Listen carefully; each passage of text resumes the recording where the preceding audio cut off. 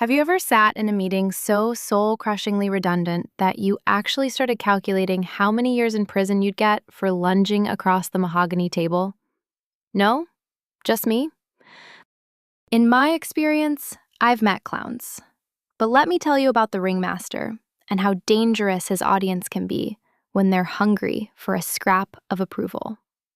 Welcome to the head office of Firm Trust Insurance. It's a place where the trust is ironic, and the insurance doesn't cover the emotional lobotomy you receive daily. I'm Marielle, but everyone calls me Maze. People think I'm unapproachable. In reality, I just have a resting, "Is this email really necessary?" face. It's a highly calibrated mask of clinical indifference. My eyebrows are permanently set to skeptical, and my mouth is a straight line that says, "I am listening, but I am also judging your syntax."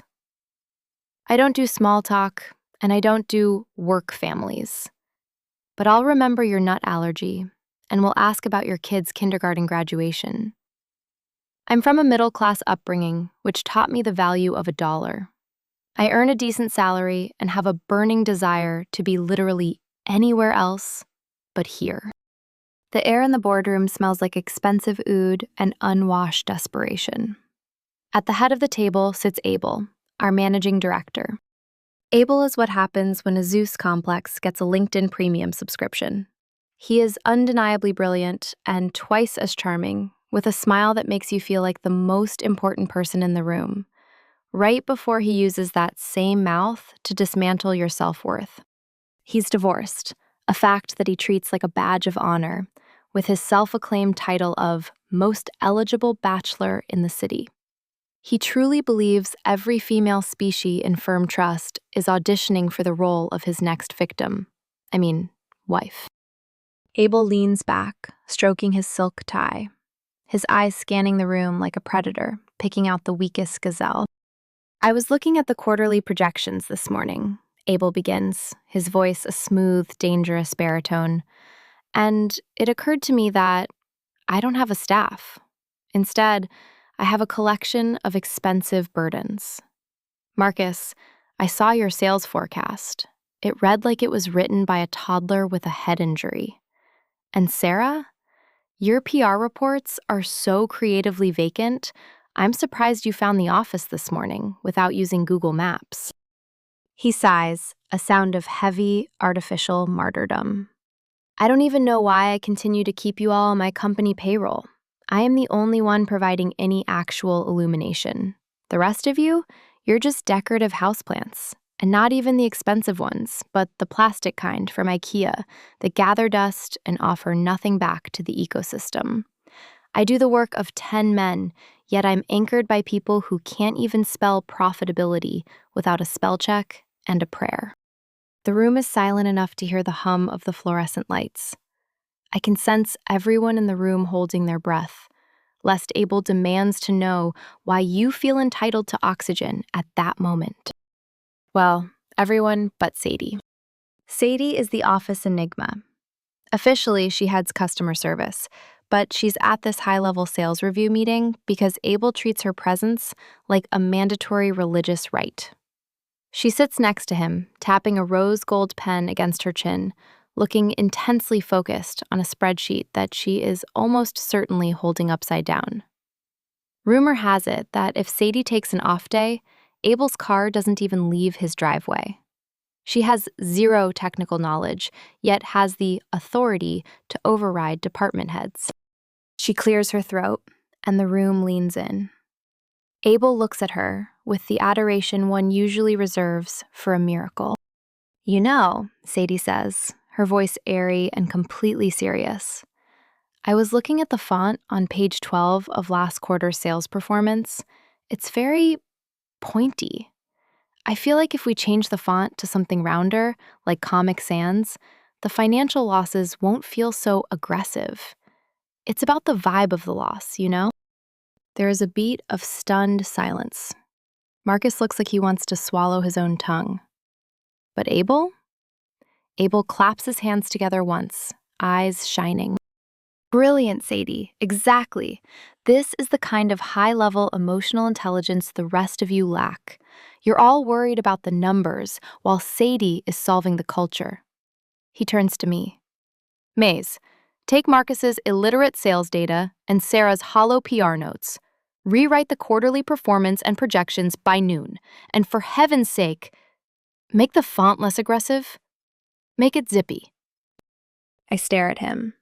My face is a masterpiece of nothingness, but internally, I am recalculating the cost of my freedom. Long ago, I learned that in toxic environment, logic is a foreign language. Don't try to speak it. If your boss is a narcissist who values vibe over value, your best survival tool isn't hard work, it's selective invisibility. Be a gray rock.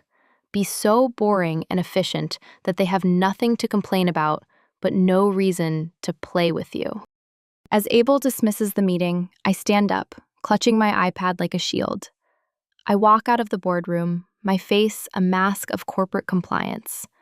But my mind is in need of a hit of reality, and there's only one person who carries the antidote to Abel's poison. I find Ruby by the industrial-sized printer. If I'm the vault, Ruby is the skeleton key. She is sunshine and light, the kind of person who asks about your weekend and actually waits for the answer. People feel so safe with her. They practically hand over their deepest secrets, like they're trading stickers. Little do they know that every piece of intel she gathers is filtered directly to me over our safety lunch breaks. She's currently leaning against the copier, laughing at something a junior clerk said, looking like the picture of office harmony. The second the clerk leaves, her smile shifts from employee welfare to co-conspirator. "The king is back in his castle," she whispers, her hands busy fumbling with a paper ream to look busy. "He's in there right now, lecturing the janitor on the philosophy of floor wax. Apparently, even the tiles aren't living up to his standards today." "What was the damage in the boardroom?" Ruby asks. "He called Marcus a brain-damaged toddler, and Sadie just suggested we use Comic Sans to fix the loss ratio because the current font is too aggressive. He called it genius, Ruby. Actual genius." Ruby lets out a soft, sharp snort of laughter. Comic Sans? Of course. Because nothing says, "We're going bankrupt," like the font of a lemonade stand flyer. She's the only person I know who can fail upwards so fast, she's basically orbiting the moon. Meanwhile, I just heard he's planning a loyalty check next week. He wants to know who's talking to who in the break room. She leans closer, her tone dropping an octave. "I'm just waiting for my Powerball numbers to hit so I can buy this building and turn his office into a communal nap room." "What's the plan, Maze?" Besides staying sane. I look at the printer. It's chugging out thousands of sheets of policy updates that no one will ever read. Ruby loves to hear about my latest business idea. To be fair, that's all I think about.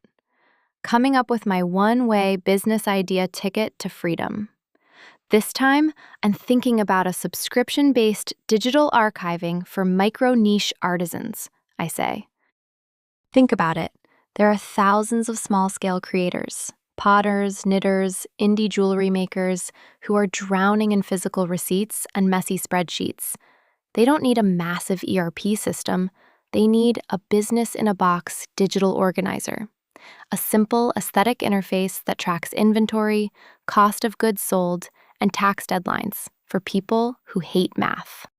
I think of my 9-to-5 as not just a job, but my seed investor. Every time Abel insults my intelligence, I mentally bill him for the consultation fee that will eventually fund my servers. My advice? Don't quit your job until your side hustle can pay for your health insurance. But never let your job kill the spark. Ruby nods, her eyes darting toward the hallway. Do it. Build the box, Maze. We need a way out before our brains turn to mush. Suddenly, the break room door swings open. It's Scarlett. Scarlett is gorgeous. immaculate makeup, hair that belongs in a shampoo commercial, and a wardrobe that costs more than my car. But today, her eyeliner is smudged at the corners. She looks like a woman who has been starved of air. And in this office, Abel is the air. She lives for his greetings, or the special privilege of being asked to walk with him. Last week, she was on cloud 9 because she was invited to lunch with him. This week, he hasn't looked her in the eye once. He's been excluding her from meetings as a punishment for a mistake she hasn't even been told she made. The rejection has turned her from a colleague into a predator. She's desperate to offer him a gift to get back into his good graces. And in Abel's world, the best gifts are office secrets and gossips.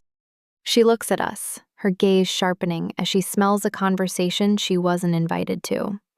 She grips her phone like a weapon, her knuckles white. "What are you two whispering about?" she demands, her voice trembling with a mix of anxiety and malice. Abel was just saying how suspicious it is when people gather in pairs. He says it's the breeding ground for mediocrity. Are you plotting? Or should I tell him you're just wasting company time again? She isn't just asking, she's snooping. She needs anything to feed Abel, a piece of gossip that she can trade for an invitation to a 5-minute meeting and the smile. I feel my pulse quicken. In this office, a conversation could very quickly become a liability. "We were just discussing the printer jam, Scarlett," I say, my voice as flat as a dead battery, my face a masterpiece of boredom. But as Scarlett lingers, smirking and ready to report back to her king, I see Abel walking down the hall. He isn't looking at the documents in his hand.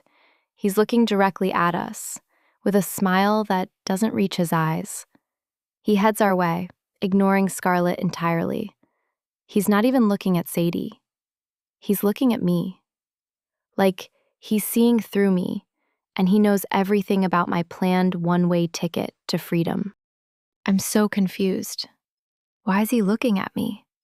Did he find out my secret? Subscribe to find out in my next video.